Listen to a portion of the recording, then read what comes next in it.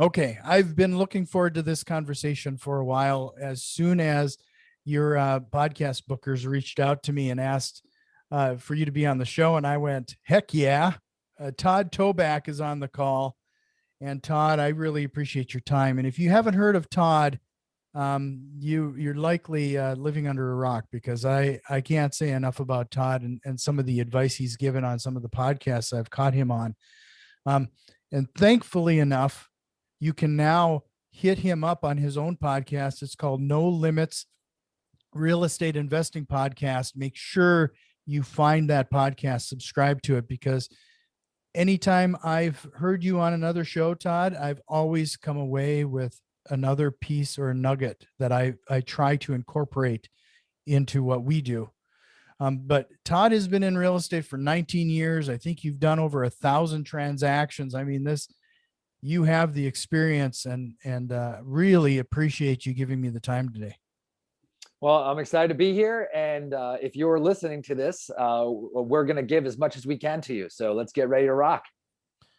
So, I talked before we hit record, said that there's a lot of people that listen to my show that are relatively new to real estate investing. And obviously the first thing that comes to mind is that they're going to do some wholesaling.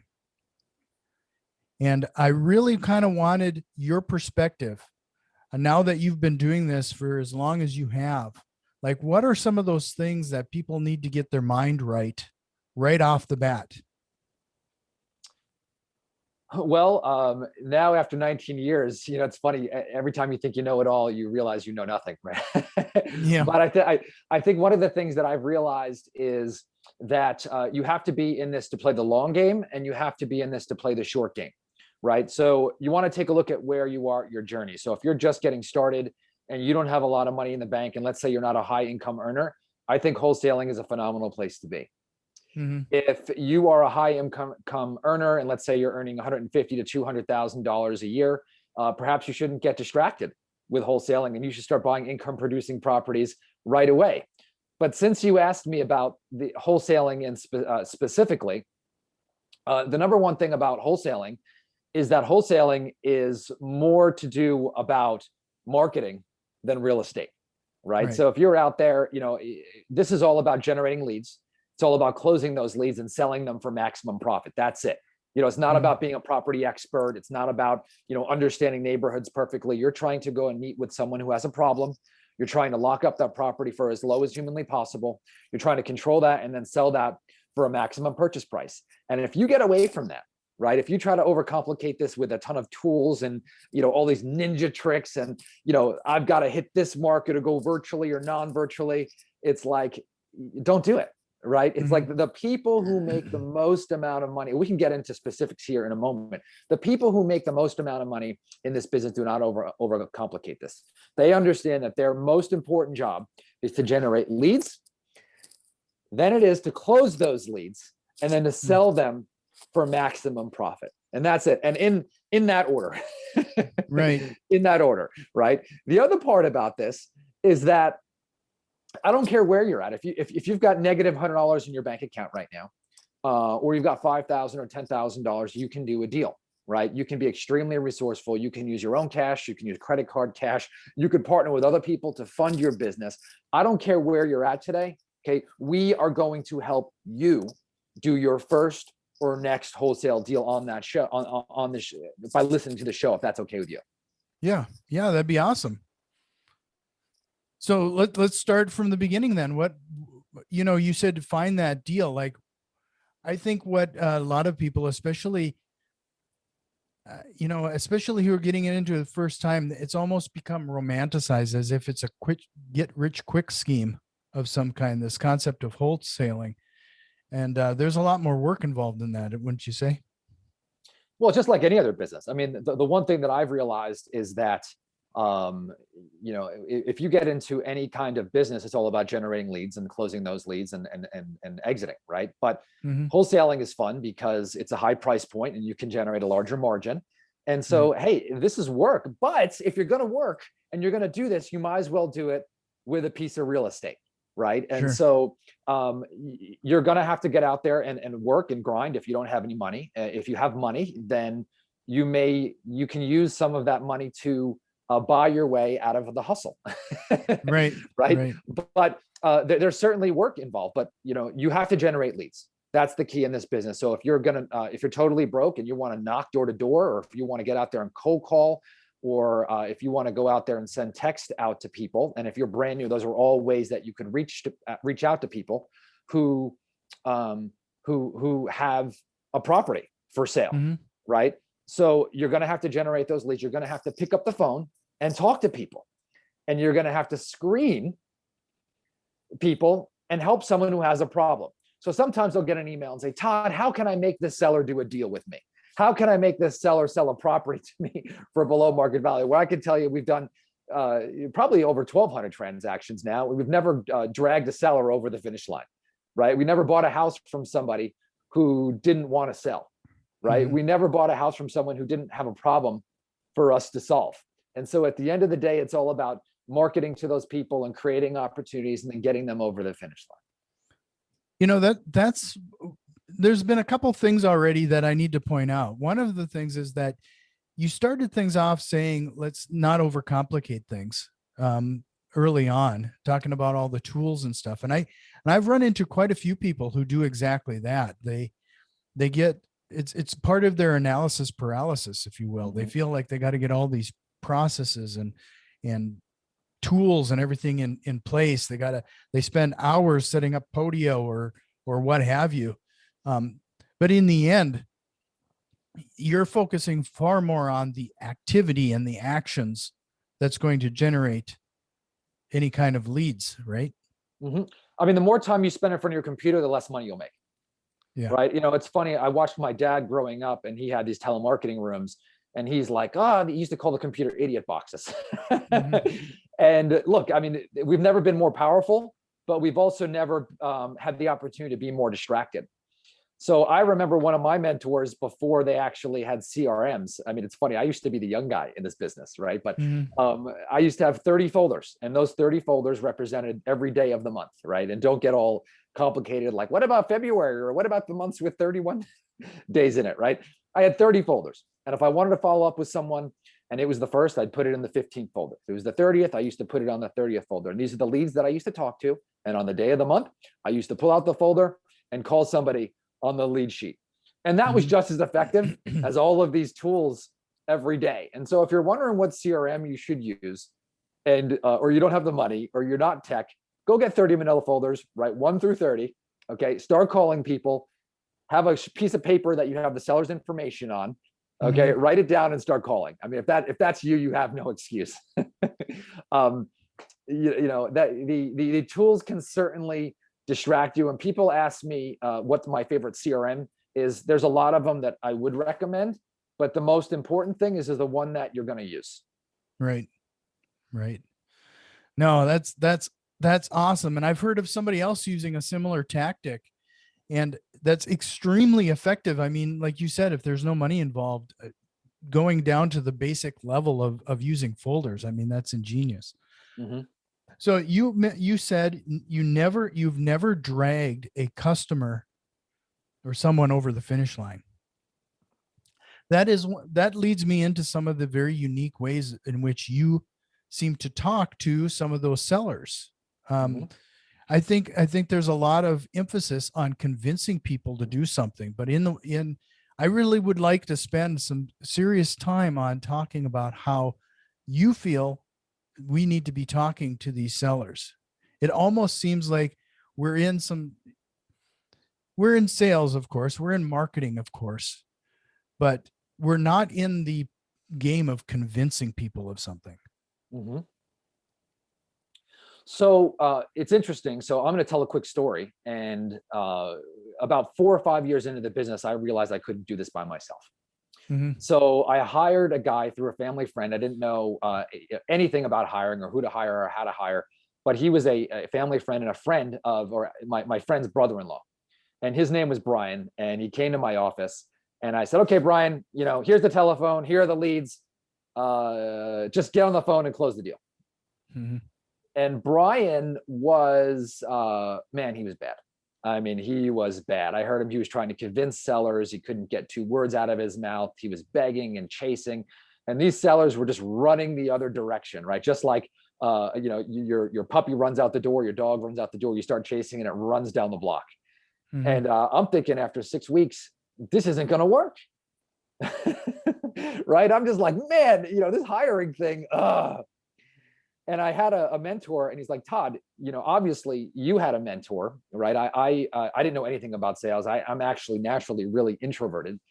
But I had a mentor teach me, and his name was Derek. And he guided me through how to talk to people, actually selling Viagra, if you can believe that. Yeah, I had seen that in your bio that you used to sell Viagra before real estate. Yes. And so he taught me how to talk to doctors to get them to basically ask their patients if they were struggling with any kind of erectile dysfunction, right? It was an interesting sale, right? Because you think that would be really, really easy, but really doctors were uncomfortable talking about it with you, and they were also uncomfortable talking about it with their patients. So that was really, it was a great, great job. I had a mentor who taught me a lot, and it really helped prepare me for real estate. But going back to Brian, my mentor said to me, hey, Todd, listen, you got to get at what's out of your head, right? And into some kind of repeatable system, right? And so we took it and I mapped it out and I wrote it down. I said, hey, there's some basic things that we do, right, to basically flush out the motivated people from the non-motivated people. And actually, this is the basis for my no limit selling system. I talk a lot about it on my podcast, and you can check more about that on my website. But one of the things that we talked about when Brian was there is I said, look, we're not trying to convince anybody. We're not trying to get anyone to do anything they don't want to do, but it's very important that you find the people who have some kind of problem or a situation that they need help with, and that you put them in one bucket. And then you take the people who you have no chance of doing business with and you move them out of your life, right? We're not going to beg those people. We're not going to talk to those people. And you're also going to keep your chest out, and you're going to be proud of what you do so that you like talking to people, so that you're not begging for the business from the motivated and the non-motivated. Mm-hmm. And so we started to do that. And so I started coaching Brian, and basically, long story short, after 3 weeks of doing this, Brian got his first deal, right? It was like $42,000, right? A couple of weeks later, got another one. And Brian went on to make me millions of dollars, right? And I can tell you that creating that system, both inside and outside of organizations, was one of the best things that we've ever done. Now, getting back to, finding the motivated to the non-motivated, one of the things that we use is a technique called the stealth. And by the way, if I go off course or too deep, let me know here in a second. Yeah, no, you're good. You're good. But one of the things that we use big is it's part of the 5 communication techniques. And one of those is called the stealth mismatch. Okay, stealth mismatch. So when you talk to a seller, or let's just say you're at a car lot. Okay, pretend you're at a car lot and you're there and you are actually looking for a car, and the salesman walks up to you, right? What do you naturally do? You say, I'm just looking. Why? Because I don't want to feel the pressure. But what are you doing at a car lot? Exactly. Yeah, no, right? I get your point. You're looking here. So the thing is that no matter what, no matter how motivated someone is, there's a portion of people who are going to say, I don't need to sell. I'm not desperate. They're not going to tell you the truth because it's just a defense mechanism. We can make fun of those people all day long, but we all do it. Right. Mm-hmm. And frankly, when people get a postcard or a text in the mail, they're not dumb. They know what we do. They know that what we buy, and we've never pulled the wool over anyone's eyes and tried to convince them their property is worth more than it is. And that's the fun part about this business, is I love hitting people between the eyes with honesty. You may not like me, but you respect me. Mm-hmm. Right. You may hate my offer and you don't want to take it, but you trust me. Right. Right. And so that's what I always tell the people. I say, your job is not to please people, it's to get them to trust you. Right. And they're going to like you. So long story short, I said, whenever you go to a seller and say, hey, listen, it sounds like you need to sell fast, or it sounds like you're in a jam, or it sounds like your son who's been living in the property for 5 years rent-free, it sounds like you want to get him out. It's just like going to a car lot. They're going to automatically retreat from you. So your job is to get in there and dig in and find that truth. right? And so they call it the stealth mismatch because it's stealthy, right? But you're also saying the opposite of what the seller is saying. So for example, one of our favorite kind of properties is when a seller is living in a house rent-free, and the mom or the sister or the aunt or the grandfather own it, right? And so we'll go out and go, hey, look, you've been it sounds like you're a really generous person. It sounds like, you might be just better off keeping your son in there. I mean, you've done it for 6 months. Why not just keep him in there and keep being, a great grandmother, right? And then all of a sudden, when you go that way, even though I want to buy the house and I think he should be out, that's when they unload and they say, there's no way he's going to stay in the house, right? That SOB, boop, boop, boop, right? And that's when you can start to dig this out. So that's one of my favorite techniques. Or if someone says they're not in a rush, I say, great. Good thing is, you can hold on to this property for the next 6 months, fix it up and get top dollar and just wait for the market to turn around or go up. And I'm going to try to flush that out. Does it work every time? No, but it works a lot of the time. And so we're always using the stealth mismatch there. We're training our acquisition specialists to do that. By the way, when you have a system, if you're brand new, when you've got a system of talking to people and you practice and you role play and your posture and how you're going to communicate, your confidence goes through the roof. Goes through the roof. That's something that's always been, I've been in sales roles throughout my career, and that's always something that I found that I've always, I just hated going through those role playing, that training. But in hindsight, I can't agree with you more. Doing it definitely has a positive impact. It's funny about the role playing because I don't think anyone likes it. People think they're better than they are. I mean, I even think I'm better than I am sometimes, right? And so sometimes with an acquisition specialist, we'll get them in front of somebody and they'll be like, I know the system. And I'm like, okay, well, let's role play. And all of a sudden we do it and it's like, oh man, woo, we need some work. Right. And so this is if you're in the wholesaling business, you're in the business of sales, right? You are in the business of communicating with people. This is your craft. Let's not pretend like you're a real estate expert if you're wholesaling, and that's okay. You can make a lot of money, but this is a communication business. You generate leads, you close them, because to me, generating leads is actually the easy part. The second part is the communication, which is your craft, right? And that's why I'm so hot on that. I talk a lot about it on the podcast. I created the system, and if you focus on this, you're going to be able to use it in any area of real estate, right? You can use it for wholesaling and generate quick cash. But when it's time for you to get those cash flowing properties, or you're going to hire employees, or you're going to recruit people, or you're going to build a business, this communication stuff is really, really, really going to help. What's funny is that once you get used to it, because the way I do things is very similar to what you're talking about there when I'm talking to sellers, but I find that I start using it in other situations too, or especially when I was early on, I would role play, if you will, in other sales scenarios where somebody was trying to sell me something and I would start to try to change the conversation. So this was like a year or two ago.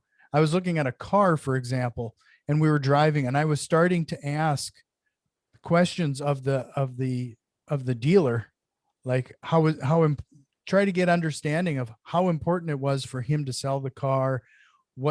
By the end of our little test drive, I knew like how he was incentivized, how important that particular sale was going to be to him. And it was allowing him to talk himself into giving it to me at a lower cost.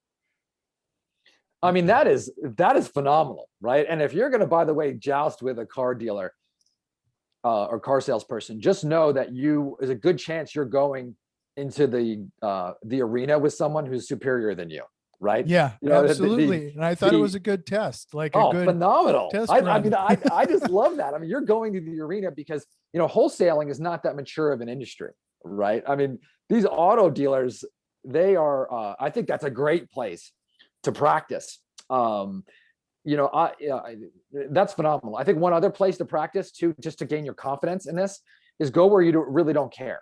So for me, my kids, they love to buy stuffed animals, right? I mean, they're those like Mhm. stuffed animal maniacs. And then my daughter, she collects these little toys called Littlest Pet Shops.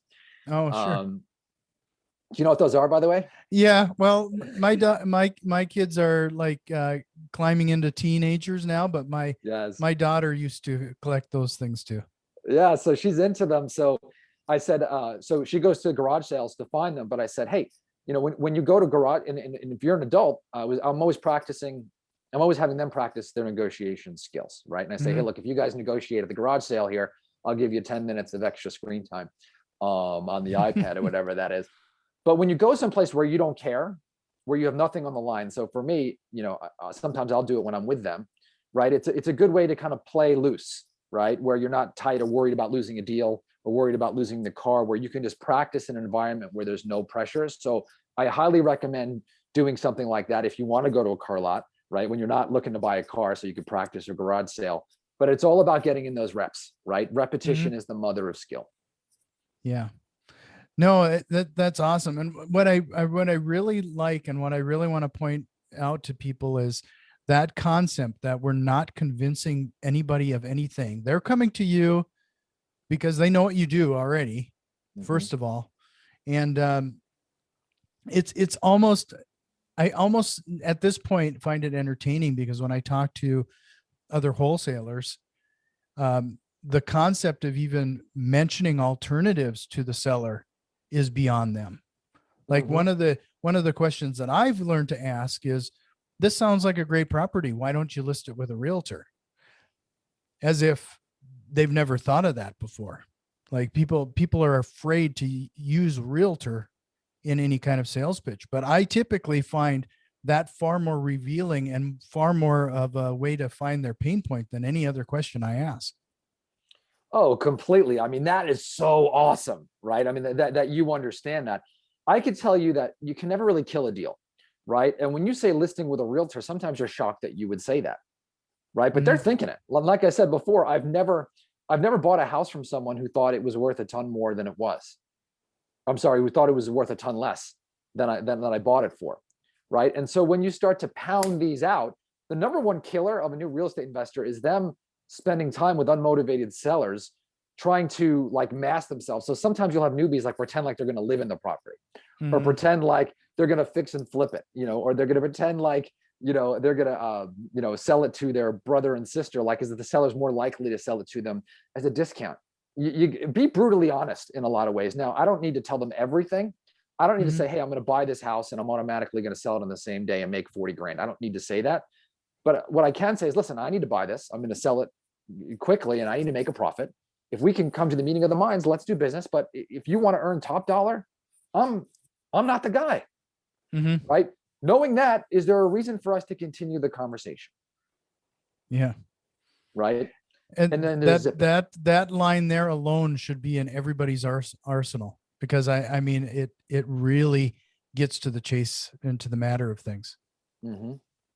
So this brings me to my next point. Okay, this is the second of the 5 communication techniques that I talk about in a lot of the podcast and the No Limits sales system, So and before that's we jump into that though, I'm already losing track of time, and I wanted to make sure that you guys definitely have to make sure you subscribe to Todd's podcast. Go to No Limits Real Estate Investing Podcast because his podcast is chock full of these tips, and you're just getting the tip of the iceberg here today. But I'm sorry I interrupted you, but you're gonna go into your second stage of communication.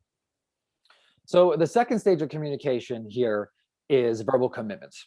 All right, this is where you got to separate the wheat from the chaff. And if I had to, or I don't even know if I pronounced that right, but you got to separate the wheat from the chaff, whatever, however they pronounce that. Um, it's really important. If you think about sellers who sell to us, they're natural born procrastinators, right? If you're behind on payments, you've kind of put your head in the sand, right? And let Mm-hmm. this thing go on. If you're behind on taxes, same thing. If the house needs repair, you haven't dealt with that, right? If you've Right. got a family member living in there. So you have to notice a pattern here forming. Really proactive people don't necessarily get into these things, right? Mm-hmm. Or someone now is unable to deal with it. So our job now is to move these people, or more importantly, have them move themselves in the path that they want to go. And that's either with you or in another direction. And so what I'm trying to do here is you want to shorten the sales cycle, right? And the sales cycle is the time from when you speak to them to the time that they sign the contract, right? And so you want to get that as short as possible so that every month you're earning as much money as humanly possible, and you're also not wasting time. And so most people do not know how they are going to arrive at this decision if they're natural born procrastinators. They'll say, I'll talk to you later. Call me next week. I'm going to talk to my husband. I'm going to talk to my wife. And so a lot of times, you're going to run into the laydowns, by the way, people who are really motivated and want to do business today. And believe me, who doesn't love a laydown, right? Right. But your business does not run on that, right? You're going to get 3 or 4 of those deals a year, and I hope you get a ton. 90% of your deals are going to come from the follow-up of people who you spoke to 60, 90 days ago, or a year ago, or 5 years ago. And so our job is to shrink that cycle by getting verbal commitments at the end of every phone call. So what I train people to do is I say, at the end of every phone call, you should also have a date and time that you're going to speak next. But more importantly, dig really deep on what you both are going to do between now and the next phone call to take that next step in the process. And define that with radical clarity so that you go from a static position to now moving towards doing business with you, or, by the way, not doing business. And so I always define that and I pull away. I say, Mr. Seller, so let's get into a situation. Actually, do you want to do a role play? Sure. Let's pretend like you've been kicking down the can down the road. Okay. And I've been calling you for, 2 months. And you're like, hey, my daughter is living in the property rent-free. Okay. And you've been kind of telling me, I'm going to talk to my daughter here, and you're kicking me. And now all of a sudden you've listened to this podcast or I've listened to this podcast, and I'm like, okay, I'm now going to change the scenario. I'm going to go from, I'm going to think about it, to now I'm going to push this lady to a decision. Okay. So while we role play, do me a favor, be that old person, but now kind of play along, right? And see what I'm doing here, and then become that character. Okay. Does that make sense? So don't be, I'll do my best. Okay. My acting skills need some work. Okay. Ring, ring. Hello. Is this Mary? Yeah, this is Mary. Hey, Mary, this is Todd Toback. I know that we spoke last week about me buying your property, and you were gonna think about what you were gonna do with your daughter, and if you were gonna sell to me or not. Yeah, I remember you. Oh, great. Well, you were gonna talk to your daughter. What happened? Well, it's been kind of, I haven't gotten to it. Okay. Let's stop the role play for a second. Okay. What just happened is what you've been in this game a long time ago, right? You hate those phone calls. Yeah. Right? I hate them too. So what we have to do now is create a pattern interrupt, right? We have to change this pattern of what this person is gonna do here. All right. So watch how, number one, I'm either going to try to push you away, or I'm going to try to now shorten the sales cycle. Okay. So let's jump back in the role play. So Mary, is it okay if I'm very blunt with you? Oh, yeah. Okay. Of course. Have you thought about just keeping this property and just leaving your daughter in there? Yeah, but I know she's really doing some damage to the place, and I just don't really want to. I don't want the hassle anymore. Okay, well, would it be fair if, I set kind of a path for us to either maybe for us to move forward, or if we're not a fit, kind of also define that path also and just say, hey, we're not a fit. Is it okay if I kind of just set a path for us? Yeah, I guess we can chat about that. Okay, so what has to happen for you to be able to make a decision with your daughter, to tell her, hey, listen, I'm going to sell this property 100% or not? What is that very next step that you think has to happen for you to talk to your daughter, or make the decision of selling us the house with your daughter in the house? Oh, I don't know. it's my family, but I just know that I'm going to need that money that's sitting there eventually. And I know that it's just going to be kind of a worse scenario if we keep this going. So what's holding you back at this point? Oh, I guess the confrontation with my daughter. And what would help relieve that confrontation? Somebody doing it for me. Okay, so you're saying you actually want someone to do that for you.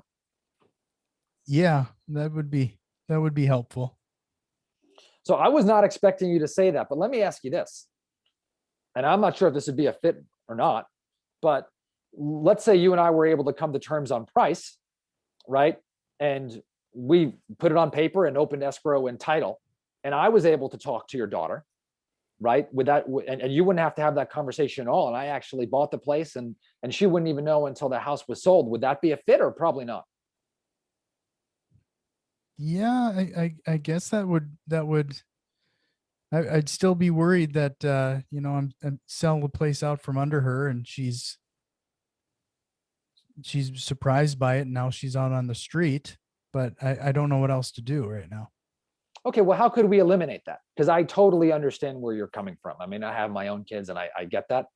How could we eliminate that that worry about you not giving her any kind of notice? So, well, I guess we'd just do exactly that. Give her some sort of notice. Okay, so I mean, again, this is your bus, you're driving it, right? Would you want to give her like a 60-day deadline to maybe buy the property from you, or tell her she's got to move? And then if she didn't, you just tell her that you're going to sell the property. Would that be a fit? Yeah, that sounds reasonable, at least to me. Okay. So what would be the next step? Do you want to talk to her this week and tell her? Yeah, I think I can do that. Okay.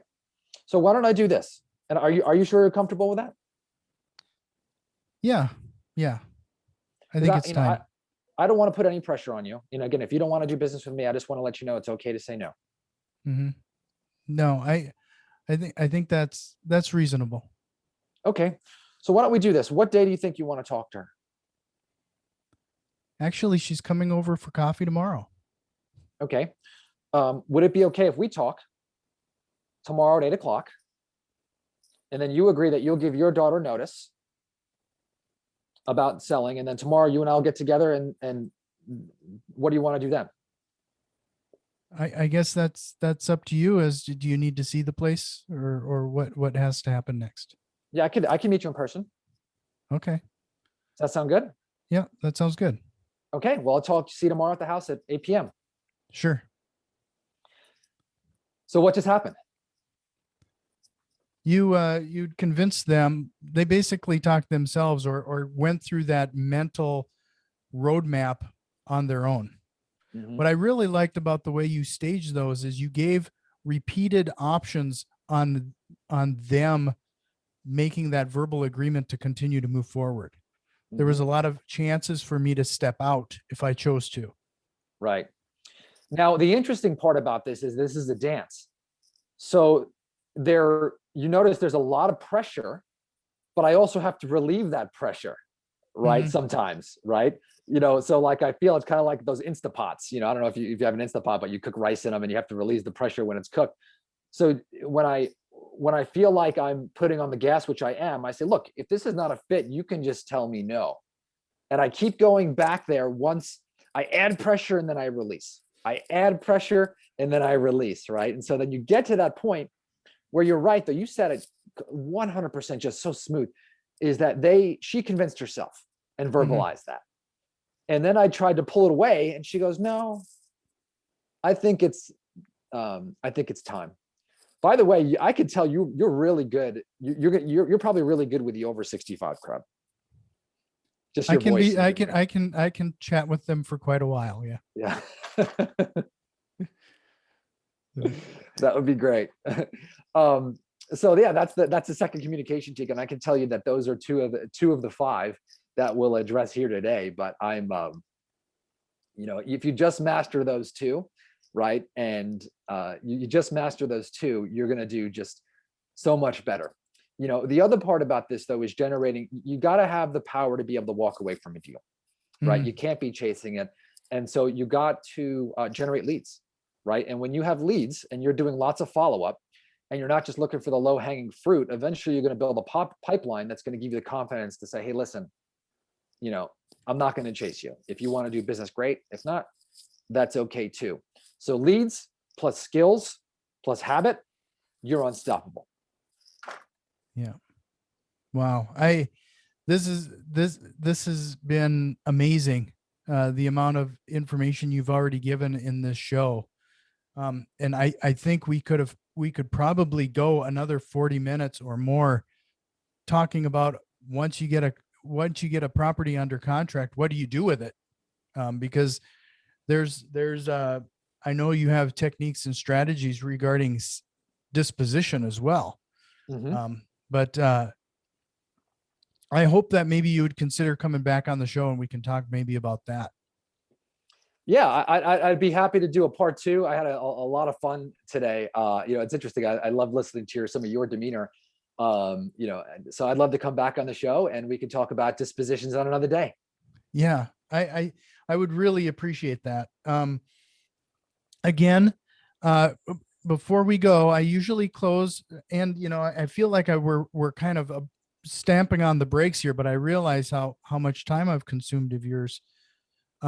Is there a question or a concept that I haven't asked about regarding this initial getting a property under contract and talking to sellers that you think we should have covered here today? Well, the one thing, for me, I'm a big proponent of sales, right? And so I know that the people who understand this make money, right? And the people who grow their business understand that it's about working with other people who are going to do sales with them, right? Hiring a team eventually. I mean, you can make a lot of money as a solo operator in this business, right? So if you're just a one-man show and you're like, I can't even think about it, I mean, you can make a ton of money in this business. But don't get caught up in the values and ARV. Go out there and all you have to do is find someone with a problem, Mhm. right? Spot that, categorize these people, have a system to follow up, and then lock that property up for as low as humanly possible, right?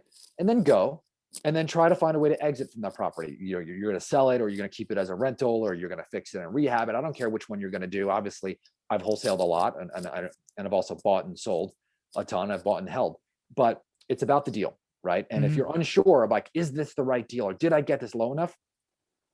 Just negotiate it as low as you can, right? If you go on the market and you see that your house you got under contract for lower than anything that is sold in the market, start there, right? Get out there, make some mistakes, talk to people, lock something under contract, and sell it for maximum value. And if you make a mistake, that's okay. You can always go back to the seller and renegotiate. We try to avoid that.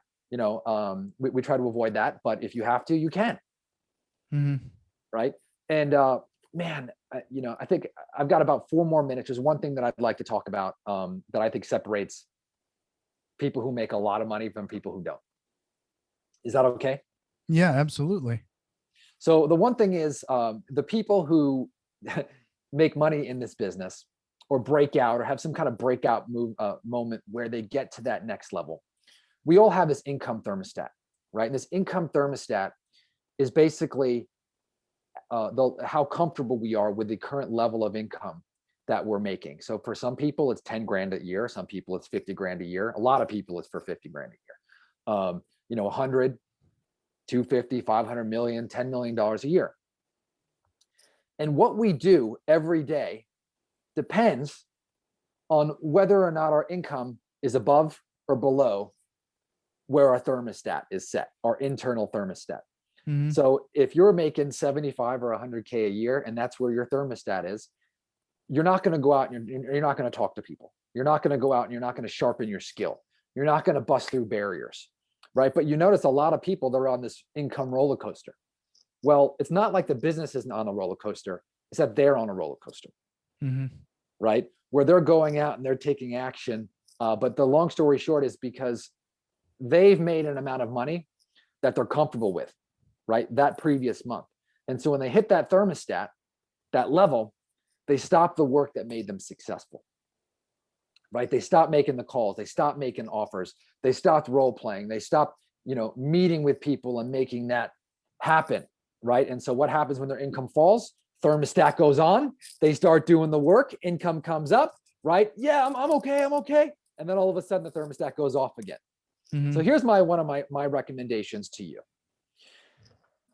is you want to set a level of income that you really want to get to, right? Something that's above your comfort zone. So if you're making 100 grand a year and you want to get net $1 million, you've got to put that in a place where you see that every day. You want to write it down and you want to say it out loud. I'm making $1 million a year net in my pocket. And you want to say that every morning and every night.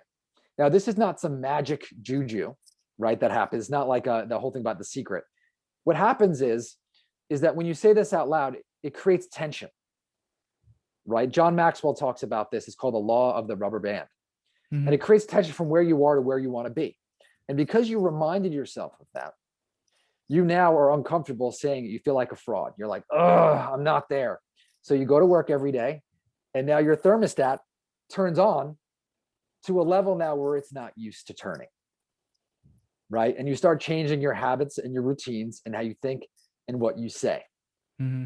And so you always want to be working on that thermostat, pushing that level. When you get to it, you got to change it again. You got to change it again. And so I use that by affirmations. I use that by looking at how much money I'm making every single month, or how much equity I built in my property. And again, so if you're out there and you're uncomfortable and you're a newbie, you're trying to do your first deal, you've got to get really uncomfortable from where you're at. You've got to get angry and frustrated and just like, and that's when the change is going to happen. That's where you're going to go out there. You're going to drop the money and get some leads or cold call and make that happen. Or if you're going to dive into the sales system and learn this and talk to people, get uncomfortable, get angry, run towards something where you want to be. Okay. And I guarantee it's going to change your life. Wow. Talking about an ending. I have to make sure everybody heads over to the podcast again. No Limits Real Estate Investing Podcast. Todd Toback. What a stellar time I've had here with you today. I really appreciate it. And if you don't mind, I'm going to shoot you an email so we can do part 2 regarding dispositions. Love to. So thank you, sir. All right. Talk to you soon.